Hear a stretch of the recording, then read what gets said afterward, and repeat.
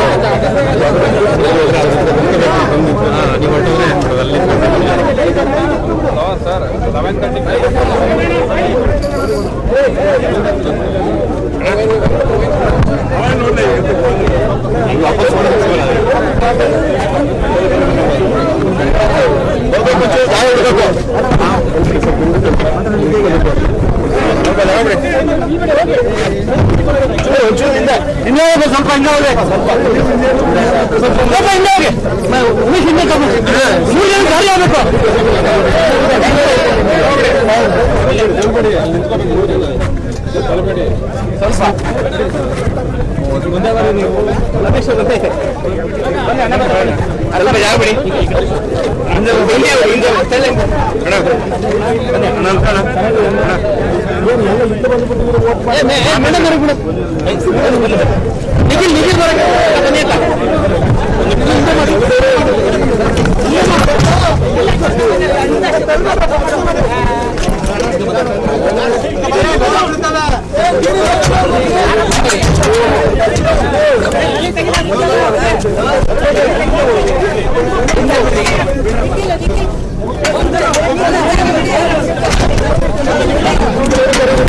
ಯಾಕೆ ಹೂವೆಲ್ಲ ಬಿಡಿಸ್ಕೊತಿರಲ್ಲ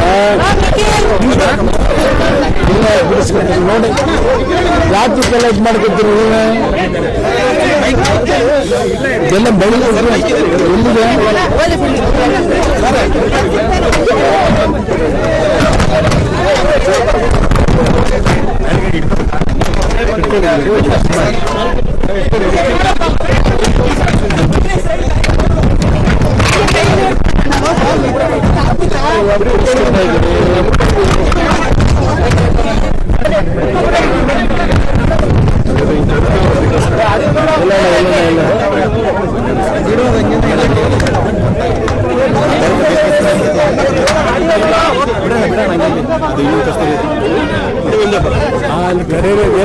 ಎಲ್ಲಿದೆ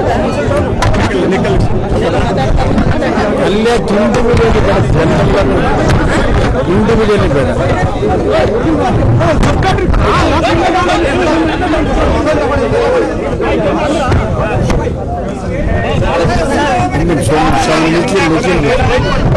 ಹಿಂದೆ ಇಲ್ಲಿ ಬರಕ್ಕೆ ಹೇಳಿ, ಇಲ್ಲಿ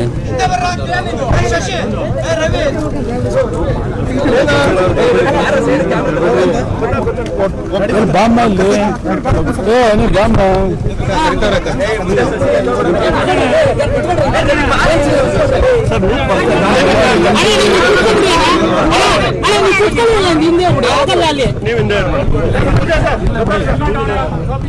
ಕರಿಯಪ್ಪ ಆಮೇಲೆ ಇದು ಮಾಡ್ಕೊಂಡ್ರೆ ಹಿಂಡು ಏನು ಕೊಡೋದು ಬೇಡ ಬರಕ್ಕೆ.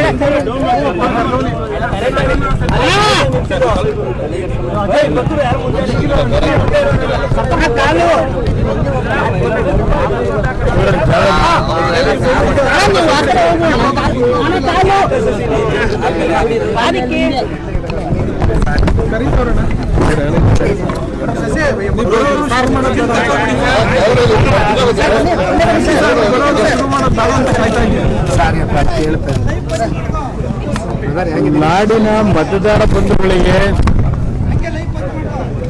ಇವತ್ತು ಮೊದಲನೇ ಹಂತದ ಮತದಾನ ಏನಾಗ್ತಾ ಇದೆ 14 ಕ್ಷೇತ್ರಗಳಲ್ಲಿ 14 ಕ್ಷೇತ್ರದ ಮತದಾರ ಬಂಧುಗಳಿಗೆ ಪ್ರತಿಯೊಬ್ಬರಲ್ಲೂ ಮನವಿ ಮಾಡಲಿಕ್ಕೆ ಬಯಸ್ತೇನೆ. ಮತದಾನ ನಿಮ್ಮ ಹಕ್ಕು. ತಾವುಗಳು ಇವತ್ತಿನ ದಿನ ಮತಗಟ್ಟೆಗೆ ಹೋಗಿ ತಮ್ಮ ಒಂದು ನ್ಯಾಯಯುತವಾದಂಥ ನಿರ್ಧಾರಗಳನ್ನು ಮಾಡ್ತಕ್ಕಂಥದ್ರ ಮುಖಾಂತರ ದೇಶದ ರಾಜ್ಯದ ಅಭಿವೃದ್ಧಿಯ ದೃಷ್ಟಿಯಿಂದ ಮತದಾನದಲ್ಲಿ ತಾವೆಲ್ಲರೂ ಭಾಗವಹಿಸಬೇಕು ಅಂತಕ್ಕಂಥದ್ದನ್ನ ಈ ಸಂದರ್ಭದಲ್ಲಿ ಮೊದಲನೇದಾಗಿ ಮನವಿ ಮಾಡ್ತೇನೆ. ನನ್ನ ಮತ್ತು ನನ್ನ ಕುಟುಂಬದ ಮತದಾನ ಇರತಕ್ಕಂಥದ್ದು ಮತದಾರರ ಪಟ್ಟಿಯಲ್ಲಿ ನಾನು ನನ್ನ ಶಿಕ್ಷಣವನ್ನು ಮುಗಿಸಿದ ನಂತರ ರಾಮನಗರ ತಾಲೂಕಿನ ಈ ಬಿಡದಿ ಹೋಬಳಿಯ ಕೇತಗನಹಳ್ಳಿ ವಿಲೇಜ್ನ ಒಂದು ಭಾಗದಲ್ಲಿ ನನ್ನ ಭೂಮಿಯನ್ನು ಖರೀದಿ ಮಾಡಿ ನಾನು ಕೃಷಿಯ ಒಂದು ವೃತ್ತಿಯನ್ನು ಪ್ರಾರಂಭ ಮಾಡಿದೆ. ಈ ನನ್ನ ಮತದಾನ ಇರತಕ್ಕಂಥದ್ದು ಇಲ್ಲೇನೆ ಕೇತಗನಹಳ್ಳಿನಲ್ಲೇ ನನ್ನ ಮತದಾನ ಏನಿದೆ. ನಂದು ಅನಿತಾ ಕುಮಾರಸ್ವಾಮಿದು ಮತ್ತು ನಿಖಿಲ್ ಕುಮಾರಸ್ವಾಮಿಯ ಮತಪಟ್ಟಿಯಲ್ಲಿರ್ತಕ್ಕಂಥದ್ದು ಕೇತಗನಹಳ್ಳಿ ಹಳ್ಳಿಯಲ್ಲಿ. ಇಲ್ಲಿ 3 ಜನ ಬಂದು ಇವತ್ತು ಮತದಾನ ಮಾಡಿದ್ದೇವೆ. ಈ ಚುನಾವಣೆಯಲ್ಲಿ ನನಗೆ ಎಲ್ಲ ರೀತಿಯ ವಿಶ್ವಾಸ ಇರತಕ್ಕಂಥದ್ದು. ಈ ಮೊದಲನೇ ಹಂತದ 14 ಕ್ಷೇತ್ರಗಳಲ್ಲಿ ಕನಿಷ್ಠ 10ರಿಂದ 12 ಕ್ಷೇತ್ರಗಳಲ್ಲಿ JDSನ ಮತ್ತು ಕಾಂಗ್ರೆಸ್ನ ಬೆಂಬಲಿತ ಅಭ್ಯರ್ಥಿಗಳು ಯಾವುದೇ ಸಮಸ್ಯೆಗಳಿಲ್ಲದೆ ಚುನಾವಣೆಯಲ್ಲಿ ಆಯ್ಕೆ ಆಗ್ತಾರೆ ಅಂತಕ್ಕಂಥ ಜನತೆ ವಿಶ್ವಾಸದೊಂದಿಗೆ ಅಂತಕ್ಕಂಥ ನಂಬಿಕೆ ಇದೆ. ವಿಶೇಷವಾಗಿ ಮಂಡ್ಯದಲ್ಲಿ ಭಾಳ ಹೈಪ್ ಕ್ರಿಯೇಟ್ ಮಾಡಿದ್ರಿ ನೀವುಗಳು. ಏಕೆಂದ್ರೆ ಅಲ್ಲೇನು ಹೈಪ್ ಇರಲಿಲ್ಲ. ಇದರ ಮಾಧ್ಯಮದಲ್ಲಿ ಸ್ವಲ್ಪ ದೊಡ್ಡ ಮಟ್ಟದಲ್ಲಿ ಪ್ರಚಾರ ಕೊಟ್ರಿ. ಯಾವ ಮಟ್ಟಕ್ಕೆ ಆಯಿತು ಅಂದರೆ ನರೇಂದ್ರ ಮೋದಿನೂ ಸೈಡ್ ಲೈನ್ ಇಟ್ಟುಬಿಟ್ರಿ. ಕರ್ನಾಟಕ ರಾಜ್ಯದ ಮಾಧ್ಯಮದಲ್ಲಿ ಇಟ್ಟರು. ನರೇಂದ್ರ ಮೋದಿನೂ ಮರೆಸ್ಬಿಟ್ರಿ ಕರ್ನಾಟಕ ರಾಜ್ಯದಲ್ಲಿ. ಅದರಿಂದ ನಮಗೆ ಸ್ವಲ್ಪ ಒಳ್ಳೆಯದೇ ಆಯಿತು. ಕಾಂಗ್ರೆಸ್ JDSನ ಅಭ್ಯರ್ಥಿಗಳಿಗೆ ತಾವು ನರೇಂದ್ರ ಮೋದಿಗೆ ಕೊಡ್ತಕ್ಕಂಥ ಪ್ರಚಾರವನ್ನು ಸ್ವಲ್ಪ ಕಡಿಮೆ ಮಾಡಿ ಸುಮಲತಾ ಅವರಿಗೆ ಕೊಟ್ಟಂಥ ಪ್ರಚಾರ ಏನಿದೆ ನಮ್ಮ ವಿರೋಧಿ ಅಭ್ಯರ್ಥಿಗೆ, ಅದರಿಂದ ಸ್ವಲ್ಪ ನರೇಂದ್ರ ಮೋದಿ ಅವರ ಇಂಪೇರಿಯ ಕಡಿಮೆ ಮಾಡಿ ಇವತ್ತು ಕರ್ನಾಟಕದಲ್ಲಿ JDSನ ಕಾಂಗ್ರೆಸ್ನ ಅಭ್ಯರ್ಥಿಗಳು ಗೆಲ್ತಕ್ಕಂಥದ್ದಕ್ಕೆ ಸಹಕಾರ ಕೊಟ್ಟಿದ್ದೇವೆ. ನಿಮ್ಮೆಲ್ಲರಿಗೂ ನಮ್ಮ ಕೃತಜ್ಞತೆಗಳು.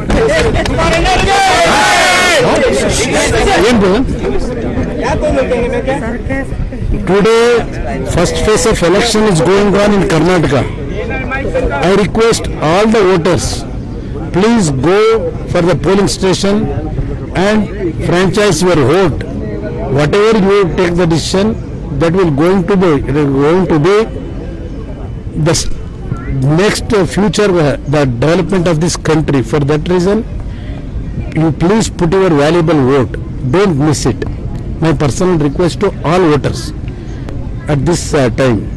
Then regarding 14 as a parliamentary segment, I think according to me, we may achieve 10 to 12 seats in this election, combination of JDS and Congress candidates. How important is this election for you, sir? No, not only for me, for this country this is important according to me, because country is in a bad shape. To development of this country and several problems we have to solve actually. For that reason, this election is crucial for the farming community according to me, because from last 5 years the central government, they totally neglected the farming community. For that reason, we want a change to protect the interests of the farming community.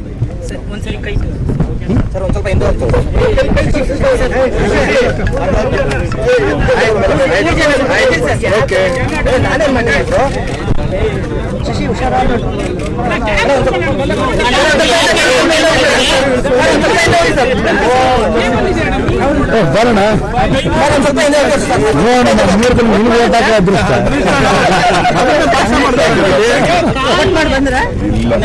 ಇನ್ನು ಹೋಗಿ ನಾವಿಲ್ಲಿ ಬಂದು ಅಂತ ಅವರು ಹೋಗಿ ಬಂದರು. ಅಲ್ಲೇ traffic jam ಇತ್ತು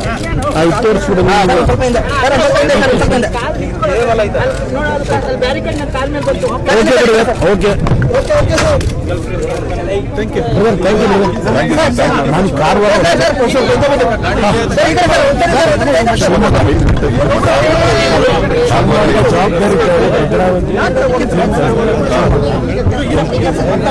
ಜವಾಬ್ದಾರಿ ಇಲ್ಲಿಂದ ಬಿಡ್ತಾರೆ. ನಿಮ್ದೇ ಜವಾಬ್ದಾರಿ ಚೆನ್ನಾಗಿ 3 ದಿವಸ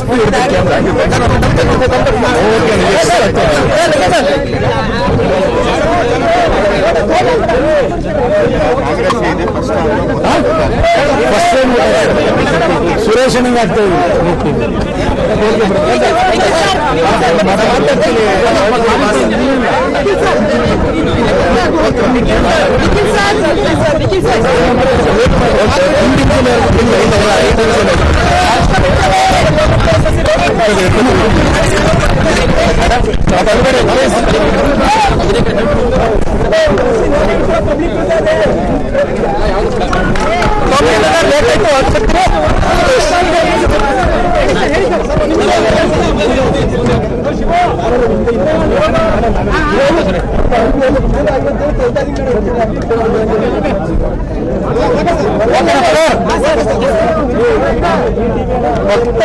ಈ ಒಂದು ಲೋಕಸಭಾ ಚುನಾವಣೆಯಲ್ಲಿ ಎಲ್ಲ ನನ್ನ ರಾಜ್ಯದ 6.5 ಕೋಟಿ ಜನತೆಯಲ್ಲಿ ಮೊದಲನೇದಾಗಿ ನಾನು ಮಾಡುವಂತ ಮನವಿ ಏನಂದ್ರೆ, ದಯವಿಟ್ಟು ತಾವೆಲ್ಲರೂ ಈ ಒಂದು ಪ್ರಜಾಪ್ರಭುತ್ವದ ಅದ್ಭುತವಾದಂತ ಒಂದು ವ್ಯವಸ್ಥೆ ಏನಿದೆ, ಈ ವ್ಯವಸ್ಥೆನಲ್ಲಿ ನಾವೆಲ್ಲರೂ ಇವತ್ತು ಮತ ಚಲಾವಣೆ ಮಾಡಬೇಕಾಗಿದೆ. ಈ ಒಂದು ಹಕ್ಕು, ತಮ್ಮ ಅಧಿಕಾರವನ್ನ ದಯವಿಟ್ಟು ಯಾವುದೇ ರೀತಿ ಯಾರು ಕಳ್ಕೋಬೇಡಿ. ಇವತ್ತಿನ ದಿನ ಅದರಲ್ಲೂ ವಿಶೇಷವಾಗಿ ಬೆಂಗಳೂರು ಸಿಟಿನಲ್ಲಿ ಇರುವಂತಹ ಎಲ್ಲ ಬುದ್ಧಿಜೀವಿಗಳು ಎಲ್ರಿಗೂ ಮನವಿ ಮಾಡ್ತೀನಿ, ದಯವಿಟ್ಟು please step out of your house, ಮತ ಹಾಕಿ ಮತ ಚಲಾವಣೆ ಮಾಡಿ.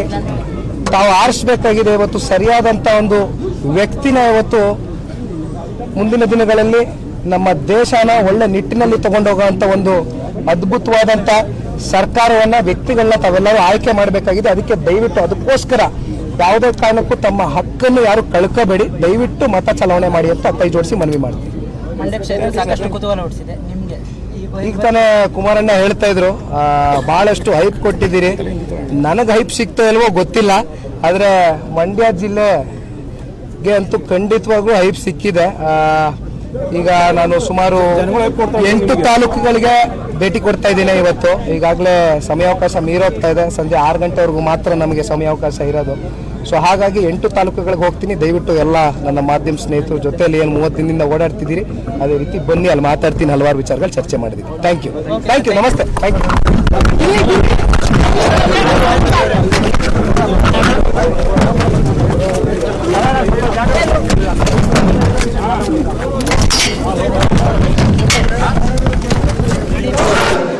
ಗೊತ್ತಿಲ್ಲ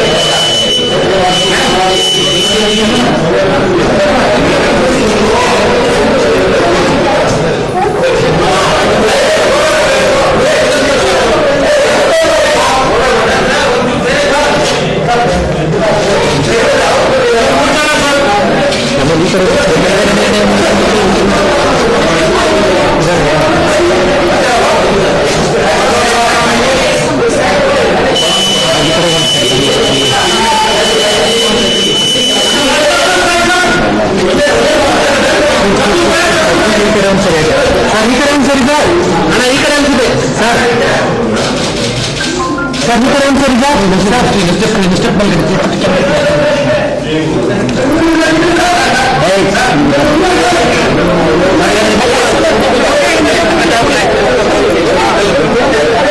ಈ ವಿಡಿಯೋ ನಿಮಗೆ ಇಷ್ಟವಾದಲ್ಲಿ ಲೈಕ್ ಮಾಡಿ, ಶೇರ್ ಮಾಡಿ, ಸಬ್ಸ್ಕ್ರೈಬ್ ಮಾಡಿ.